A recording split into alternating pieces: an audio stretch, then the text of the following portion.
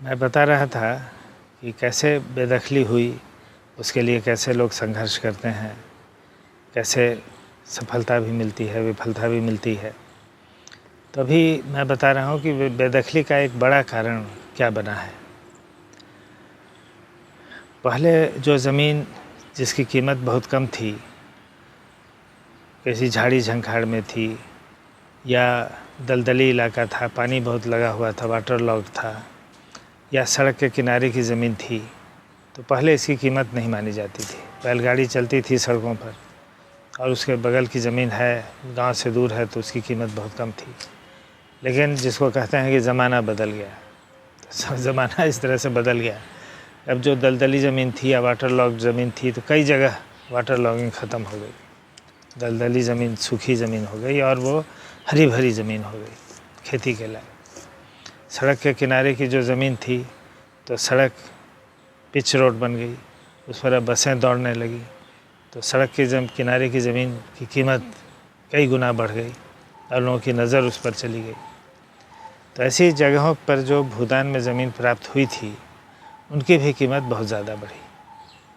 अब वो किसी भूमिहीन के हाथ में है या भूमिहीन को दी जाए, ये उस इलाके के आसपास के जो ज़मीन वाले लोग थे या पैसे वाले लोग थे, उनको स्वीकार्य नहीं था।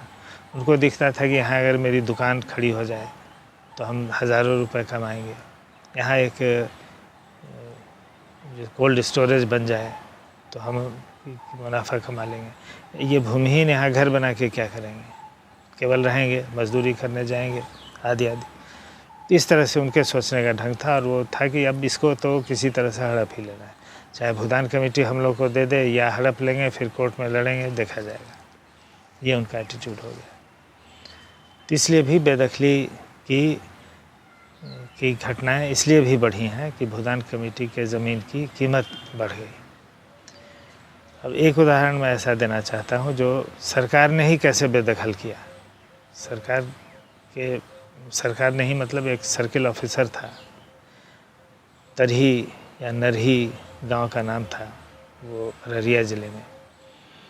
सरकार ने एक स्कीम निकाली कि भूमिहीनों को ज़मीन देनी है, तो भूदान की ज़मीन है या सरकार की ज़मीन है जो भूमिहीनों के लिए निकाली हुई है, लेकिन अगर नहीं है इस तरह की ज़मीन, तो भूमिहीनों के लिए ज़मीन खरीद ली जाए किसानों से और ख़रीदने के लिए उनको चौगुना दाम दिया जाए और वो ज़मीन खरीद के भूमिहीनों में बांट दिया जाए। तो ये बहुत अच्छा कानून था। अब इसका किस तरह से तोड़ मरोड़ कानून का भी होता है जो हम कल्पना भी नहीं कर सकते हैं। एक सर्किल ऑफिसर ने क्या किया कि भूदान की ज़मीन जो भूमिहीनों में बांटी हुई थी, करीब वो समझिए आधा एकड़ ज़मीन थी, वो 3 भूमिहीनों को दी गई थी, जिसमें एक मुसहर भी था, एक मुसलमान था और एक आदिवासी था। वो लोग अपना घर बना के रहते भी थे, लेकिन चूँकि तीनों कमज़ोर थे आर्थिक दृष्टि से, तो इसके दिमाग में किसी ने, उसी गांव के लोगों ने ही दिमाग में डाला होगा कि भाई ये हम बड़े ज़मीन वाले लोग हैं, आप इसका फ़ायदा उठाइए। हम लोग क्लेम करते हैं कि ये ज़मीन हमारी है, ये ज़मीन हमारे दादा ने दी थी या बाप ने दी थी, तो उनकी दी हुई ज़मीन है और ये हमारी है, और ये भूदान कमेटी गलत अपना कर ली है, तो ये स्टैंड हम लोग लेकर के इन लोगों को बेदखल करेंगे और आप इसको ख़रीद लीजिए। तो ख़रीद के आप भूमिहीनों को बांट दीजिए। तो उसमें उनका इंटरेस्ट था कि अगर ख़रीदेगी सरकार जो उनके बाप दादा की ज़मीन थी, तो सरकार उसको ख़रीद ले और चौगुना दाम मिल गया, और उस समय का दाम नहीं बल्कि आज का दाम मिल गया, तो ये बहुत मुनाफे में रहे। और सर्किल ऑफिसर इस काम को इसलिए कर ले कि उनको जो बहुत मुनाफे का पैसा मिला, उसमें से कुछ पैसा इसको भी दे दिया। अब ये कहीं लिखा पढ़ी तो होती नहीं है, लेकिन आखिर मोटिवेशन किस बात का है, तो इन्हीं सब बातों का होता है। और इससे मुक्त होना भी आजकल के ज़माने में बहुत मुश्किल है। तो उन लोगों ने जब ऐसी लालच दी होगी सरकारी अधिकारी को, तो उस लालच में पड़ गया होगा। अब उसने क्या किया कि ये जो 3 भूदान किसान थे, उनके परिवार में करीब 15-20 लोग थे कुल मिलाकर, इन सबों को वहाँ से उसने ज़बरदस्ती हटाया।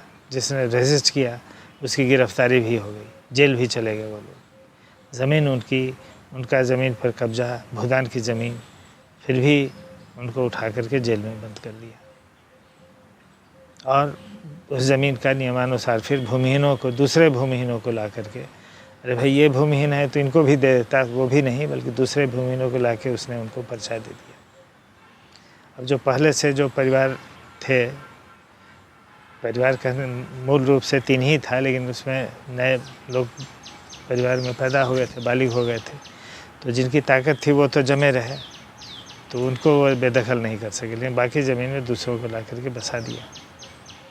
तो ये भी एक अजीब तरह का किस्सा है भूदान की ज़मीन की बेदखली का। फिर बगल में, अररिया के बगल में किशनगंज एक ज़िला है। किशनगंज में हज़ारों एकड़ ज़मीन,